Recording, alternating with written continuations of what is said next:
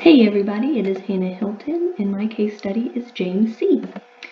James is a 34-year-old white cisgender male. He has 2 children.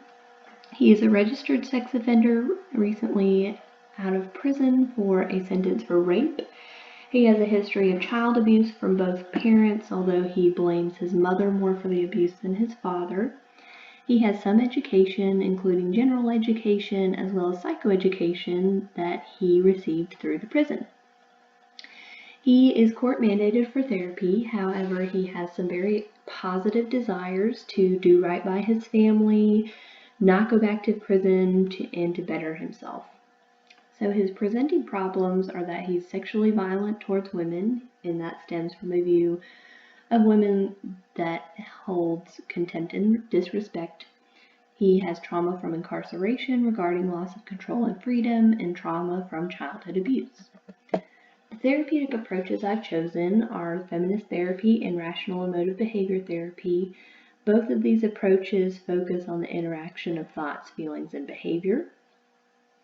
With feminist therapy, we will explore the voices of women as valued voices, influence of relationships, and empowerment. What's particularly important is that I communicate to James that development is a lifelong process.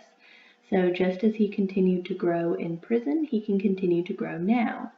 We'll also use the analysis of gender socialization to look at his early life and how that may have played a part in his trauma as well as his rape offense. In rational emotive behavior therapy, we'll use this type of CBT to challenge James's irrational cognition and the ways that he thinks. We'll also use this approach to help with life skills, and we'll use both cognitive and emotive work to change his patterns of thinking.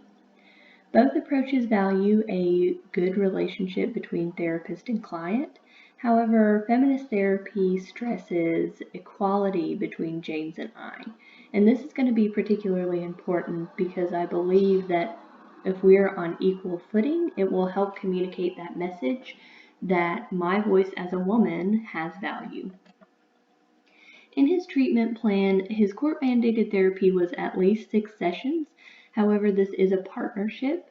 So looking at his history, I would assume that we would have a long-term relationship, but the length of treatment is going to be determined by how James and I mutually feel about his progress. Obviously, we're going to identify interplay of thoughts, feelings, and behaviors. We're going to address childhood trauma and how that may have affected his views of women. So he has lots of cognitive distortions surrounding women. For instance, just because your mother was cold and distant does not mean that all women have no capacity to love. We're going to explore gender socialization and how sexism harms both women and men. His father should have been loving and supportive just like his mother should have been. We're also going to explore how this sexism may have played into his rape offense. Lastly, we're going to focus on strengths. He has a strong desire to change in many areas, and he's taking steps to do that. Additionally, he had resilience during and after incarceration. He has continued to grow despite his circumstances. So the techniques and interventions, we're going to dispute irrational beliefs about gender socialization, women, and what his felony status says about him moving forward. So he needs to obviously acknowledge that he has done something wrong and that he was punished for that. However, this does not mean that he needs to view himself as a bad person or he needs to label himself a rapist for the rest of his life. I believe that he needs to own it, but he doesn't need to be crippled by it. And this goes along with that lifespan perspective of development being a lifelong process, so he can continue to grow even after this harmful choice. We're going to look at gender role analysis as well as gender role intervention. I would like to do a role playing with a restorative justice angle.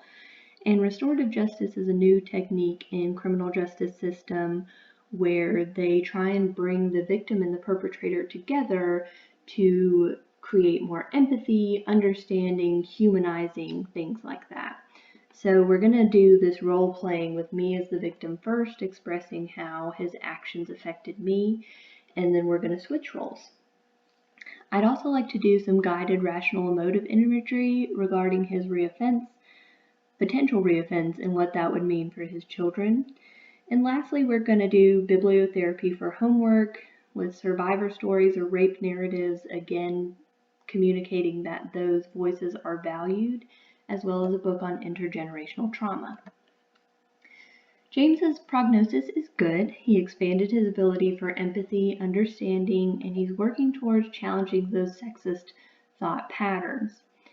He did struggle with the gender role socialization and the analysis of that. He struggled with how that generalized to all women, with not understanding why his dad did anything wrong or why he should maybe not continue those patterns that were shown to him as a child.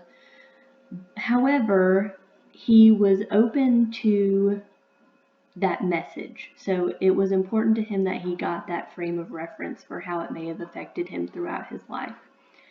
And he did show resilience when he was reminded of his goals. And he's still working towards them, so that's really good. Lastly, he felt empowered by the ability to choose his behaviors. So again, he had that trauma from loss of control and freedom.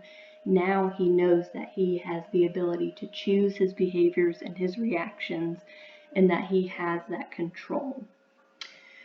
So thank you, everybody, and if you have any comments or questions, feel free to leave them in this discussion board, and take care.